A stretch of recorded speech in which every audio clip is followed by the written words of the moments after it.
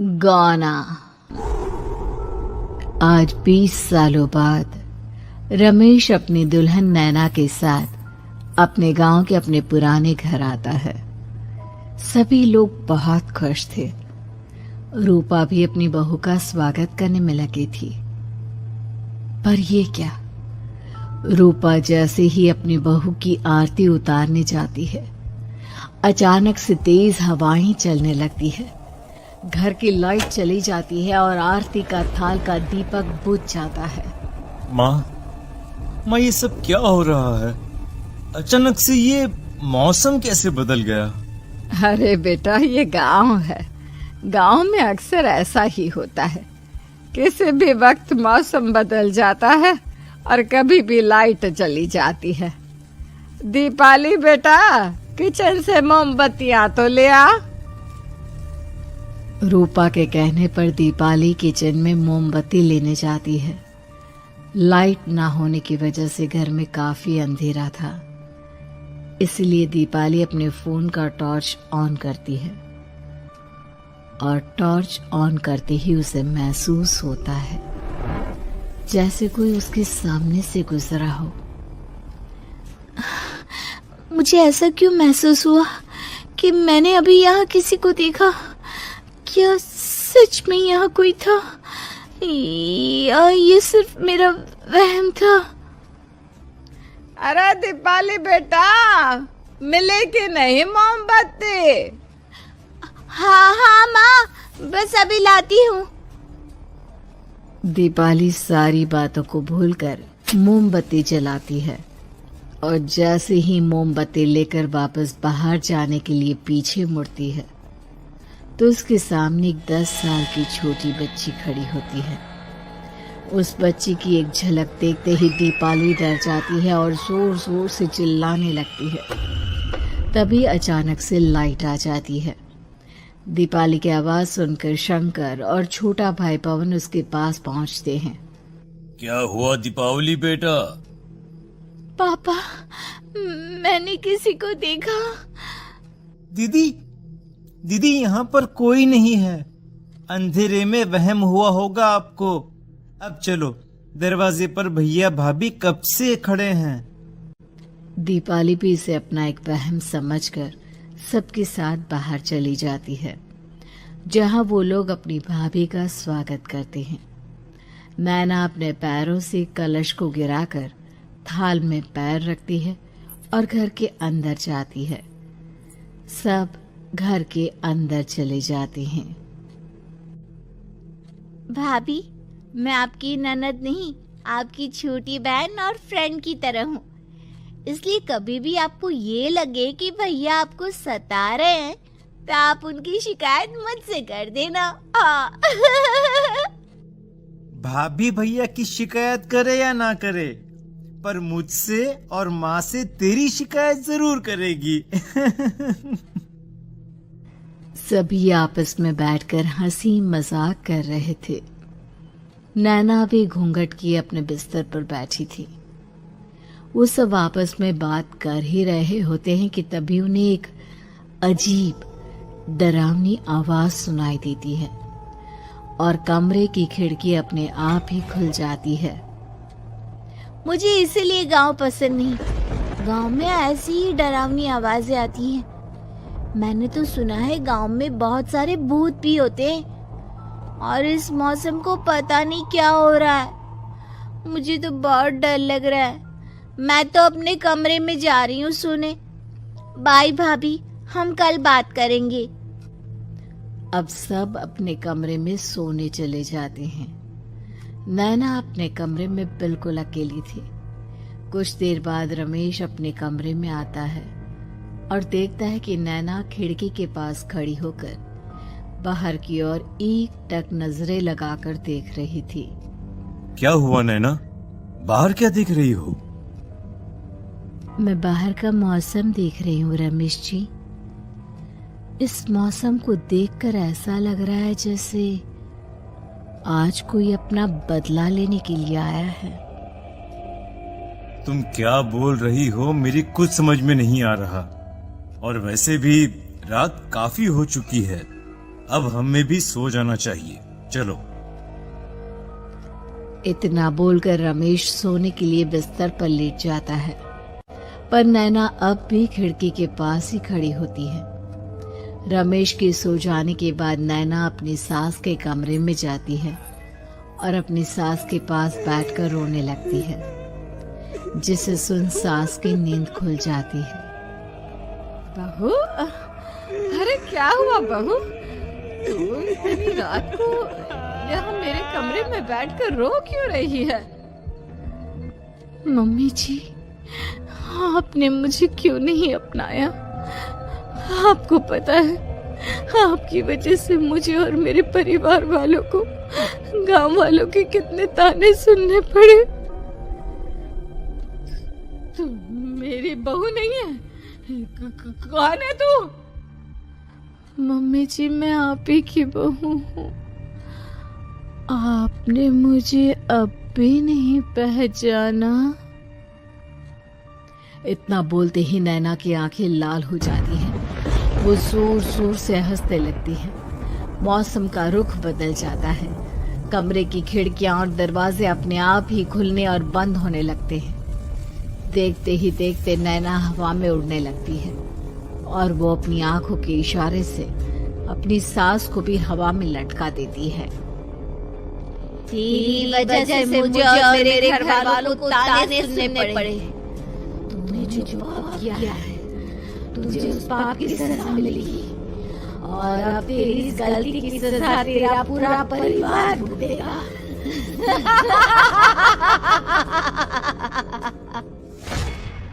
इस तरह से नैना बड़ी ही बेरहमी से अपनी सास को मार डालती है और आराम से अपने कमरे में जाकर सो जाती है।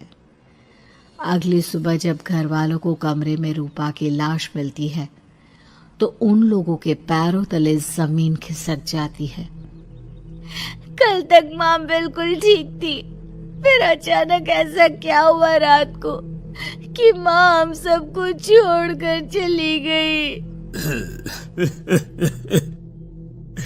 सारी गलती मेरी है। बेटे की शादी की खुशी में मैं ही रात को घर वापस नहीं आया और चला गया अपने गांव के दोस्तों से मिलने। अगर रात को मैं अपनी रूपा के साथ होता तो शायद आज वो हमें छोड़कर न जाती। घर में शोक का माहौल पसर गया था, पर नैना को इस बात से कोई फर्क नहीं पड़ रहा था और ये बात कहीं ना कहीं पवन को भी समझ में आ रही थी। अब ऐसे ही कुछ दिन बीतते हैं और 1 महीने के अंदर ही अंदर शंकर की भी मौत हो जाती है। पहले माँ छोड़कर चली गई और अब पिताजी। क्या हो गया है हमारे घर को? पता नहीं किसकी नजर लग गई है। भैया, ये घर सही नहीं है। हम जब से इस घर में आए हैं कुछ तो कुछ बुरा ही हो रहा है। हमें यहाँ से वापस शहर चले जाना चाहिए। जहाँ रमेश, दीपाली और पवन का रो रो कर बुरा हाल था, वहीं नैना अपने कमरे में बैठी आराम से मेकअप कर रही थी। दीदी मुझे तुमसे कुछ बात करनी है। मुझे लगता है कि इन सब के पीछे भाभी का हाथ है। पवन, तू ये सब क्या कह रहा है? तू होश में तो है ना? अगर भैया भाभी ने तेरी ये बकवास बात सुन ली तो उनके दिल पर क्या गुजरेगी? तू भाभी पर इतना बड़ा इल्जाम कैसे लगा सकता है? दीदी आप खुद ही देख लो ना, हम जब से इस घर में आए हैं सब कुछ बदल गया है। शादी से पहले नैना भाभी ऐसी बिल्कुल नहीं थी, पर अब वो किसी से बात नहीं करती, ज्यादातर अकेले अपने कमरे में ही रहती है और कभी उनसे बात करो भी तो न जाने कैसी अजीबोगरीब तरह की बातें करने लगती हैं। तू पागल हो गया है। आप समझती क्यों नहीं है दीदी? देखो ना, हमारे घर में मौत का सिलसिला शुरू हो गया है, पर भाभी को कोई फर्क नहीं पड़ रहा। वो अभी भी मेकअप कर रही हैं, आराम से खाना खा रही हैं। और दीदी, आपको पता है, जिस रात माँ की मौत हुई थी ना, उस रात मैंने भाभी को माँ के कमरे में जाते हुए देखा था। पवन की बातें सुन अब दीपाली के मन में भी शक पैदा होने लगता है और वो इस बारे में रमेश से बात करती है। रात को सब साथ में बैठकर खाना खा रहे थे, तभी कौन हो तुम? और तुम ये सब क्यों कर रही हो? क्यों सबकी जान ले रही हो? रमेश जी, ये आप क्या कह रहे हैं? मैं भला मम्मी जी पापा जी की जान क्यों लूंगी? मैंने कब कहा कि तुमने माँ पापा की जान ली? नैना, तुम तो मेरी पत्नी हो, तुम थोड़ी किसी को मारोगी। नैना, तुम नैना ही हो ना? रमेश की ये बात सुनते ही नैना खाना छोड़कर गुस्से में सबको देखने लगती है। नैना की गुस्से भरी आंख को देखकर तीनों भाई बहन डर जाते हैं। तभी नैना जोर जोर से हंसने लगती है।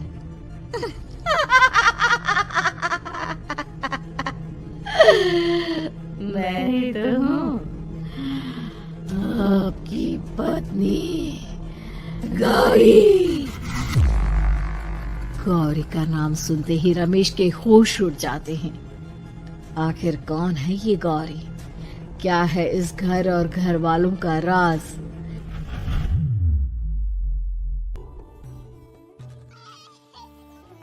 हमारे दोनों बच्चे एक साथ कितने अच्छे लग रहे हैं ना? हाँ, कितने अच्छे दोस्त हैं दोनों। बस बड़े होने के बाद भी इनकी ये दोस्ती बनी रहे तो बच्चे कितने खुश रहेंगे। मैं क्या सोच रहा था कि क्यों ना हम अपनी दोस्ती को रिश्तेदारी में बदल दें। मैं अपने बेटे रमेश की शादी तेरी बेटी गौरी से करना चाहता हूँ। इस तरह हमारे बच्चे भी हमेशा साथ रहेंगे और हमारी दोस्ती भी रिश्तेदारी में बदल जाएगी।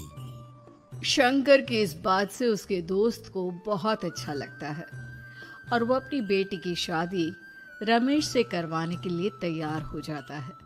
बहुत जल्द दोनों परिवार मिलकर बचपन में ही रमेश और गौरी की शादी करा देते हैं। अरे शंकर, अपने बच्चों की शादी करवा कर हमने अपनी दोस्ती को रिश्तेदारी में बदल तो लिया, पर मैं चाहता हूँ कि अपनी गौरी का गौना 2 साल बाद करूं, ताकि वो थोड़ी समझदार हो जाए। अरे हाँ हाँ दोस्त, बिल्कुल, हमें कोई दिक्कत नहीं है। इसी तरह समय बीतने लगता है। समय के साथ शंकर का कारोबार तरक्की पकड़ लेता है और 2 साल बाद शंकर अपने पूरे परिवार के साथ शहर में शिफ्ट होने की तैयारी कर लेता है। जब ये खबर उसके दोस्त को पता चलती है तो वो शंकर से बात करने उसके घर जाता है। शंकर, 2 साल पूरे हो चुके हैं और अब तू शहर भी जाने वाला है। मैं सोच रहा था कि तेरे शहर जाने से पहले गौरी का गौना कर दूं, ताकि तू अपनी बहू को अपने साथ लेकर जा सके। ये तू कैसी बातें कर रहा है? रिश्तेदारी बराबरी वालों से होती है, और वैसे भी अब मेरा बेटा या मेरा परिवार कोई भी इस रिश्ते को नहीं मानता। ये तू कैसी बातें कर रहा है दोस्त? जब हमने अपने बच्चों की शादी करवाई थी तब हम दोनों ही एक बराबर थे। पिछले 2 साल में तेरा कारोबार थोड़ा सा अच्छा क्या चल गया तो पुराने रिश्ते ही तोड़ देगा। देख भाई, ऐसा मत कर। अगर तूने मेरी बेटी को अपनी बहू के रूप में नहीं अपनाया तो कोई भी मेरी बच्ची से शादी नहीं करेगा। अरे उसकी जिंदगी बर्बाद हो जाएगी। यार देख, वैसे भी बाल विवाह तो कानून मान्यता नहीं देता, फिर मैं कैसे दे दूं? तू अपनी बेटी के बड़े होने पर उसकी शादी किसी दूसरे लड़के से करवा देना। वैसे भी तब तक ना उसे और ना ही गांव वालों को ये बात याद रहेगी। मेरे बेटे को बख्श दे मेरे भाई। इस तरह से शंकर अपने दोस्त के परिवार और गौरी को गांव वालों के ताने सुनने और जिल्लत से भरी जिंदगी जीने के लिए छोड़ अपने परिवार वालों के साथ शहर चला जाता है। अरे इनकी गोरी में ही कोई दोष होगा, तभी तो लड़के वालों ने इनकी बेटी को अपनी बहू के रूप में नहीं अपनाया और उसको यहाँ छोड़कर शहर चले गए। अब कौन थामेगा ऐसी लड़की का हाथ? अरे पता नहीं कैसा आदमी है जो गांव वालों के इतने ताने सुनकर भी सर उठाकर गांव में चल रहा है। अरे अगर मेरी बेटी के साथ ऐसा हुआ होता ना तो मैं तो शर्म के मारे मर ही जाता। हाँ, दिन रात लोगों की नजरों में अपने लिए ग्रहण देख और सबके ताने सुन सुन अब गौरी के पिता हिम्मत हारने लगते हैं और एक रात गौरी के माता पिता खुदकुशी कर लेते हैं। ये सदमा गौरी भी सहन नहीं कर पाती और उसकी भी मृत्यु हो जाती है। तुम्हारे परिवार की वजह से हम लोगों ने अपनी इज्जत और जान गंवाई। इसका बदला तो तुम्हें चुकाना पड़ेगा, वो भी अपनी जान देकर।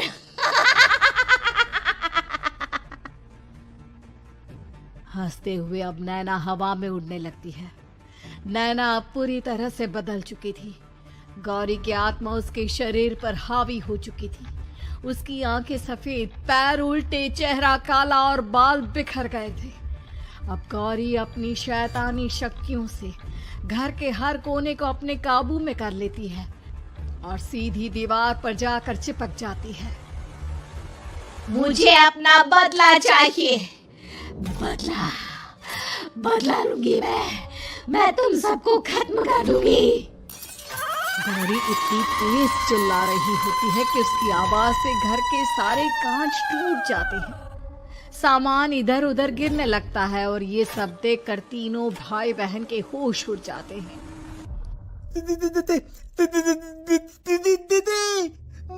बचाओ, भागो भागो। उन तीनों को अपनी जान बचाने के लिए यहाँ से वहां भागता देख गौरी जोर जोर से हंसने लगती है।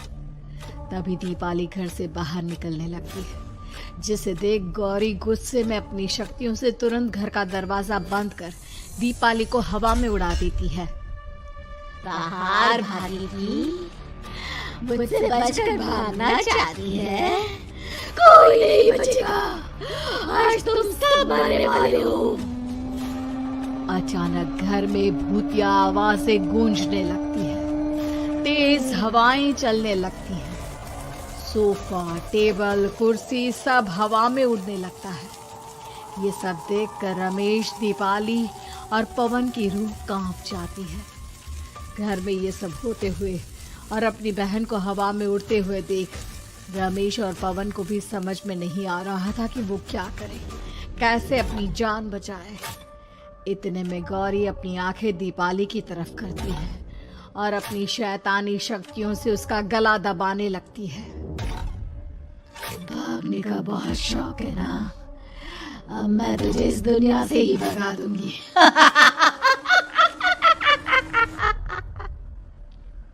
इतना बोलकर गौरी दीपाली को उठाकर फेंक देती है और दीपाली दीवार से टकराकर नीचे गिर जाती है। दीपाली के पूरे शरीर में चोट के निशान होते हैं और वो उठ भी नहीं पाती। दोनों भाई भागते हुए अपनी बहन के पास जाते हैं। ये तो बस शुरुआत है, मैं तुम तीनों को तड़पा कर मारूंगी। अरे अरे पर हमने क्या किया है? हम तीनों भाई बहन तो निर्दोष हैं। गलती तो हमारे माता पिता ने की थी और उन्हें तुम पहले ही मार चुकी हो, फिर हमारे पीछे क्यों पड़ी हो? पवन के इतना बोलते ही गौरी एक हवा के झोंके की तरह उसके पास आती है और उसका गला पकड़कर उसे हवा में उठा देती है और रमेश को गुस्से भरी नजरों से देखती है। गलती मेरे परिवार की नहीं थी, पर सबको मरना पड़ा। मैं किसी को नहीं छोड़ूंगी। गौरी पवन को हवा में उछाल देती है, जिस पर कमरे की छत से टकराकर जमीन पर आकर वो गिरता है। उसके सर और शरीर पर जगह जगह चोट लग जाती है और खून बहने लगता है, जिसे देख अब रमेश से चुप नहीं रहा जाता। गौरी, तुम्हारा गुनहगार मैं हूँ। तुम्हारी शादी मुझसे हुई थी। अगर तुम्हें बदला चाहिए तो मुझसे लो। मेरे भाई बहन को छोड़ दो। तुम मुझे मार दो।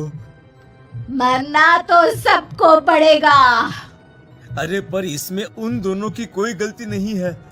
प्लीज, मैं मानता हूँ कि तुम और तुम्हारे परिवार के साथ जो कुछ भी हुआ वो गलत था, पर गौरी, मैं प्लीज, मेरे भाई बहन को छोड़ दो। उन्हें तो इस बात के बारे में कुछ भी पता नहीं है। उनका इस सब से कोई लेना देना नहीं है। तुम और तुम्हारा परिवार यही चाहता था ना कि मैं तुम्हें अपना लूं। उस समय मैं बच्चा था।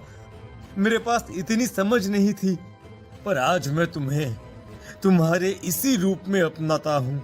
मेरे साथ जो करना है कर लो, बस मेरे भाई बहन की जान बख्श दो उनकी जान। रमेश की ये बात सुनकर गौरी का गुस्सा थोड़ा शांत होता है। ठीक है, मैं तुम्हारे भाई बहन को नहीं मारूंगी, पर तुम्हें मरना होगा और तुम्हारी आत्मा को मेरे साथ शादी करनी होगी।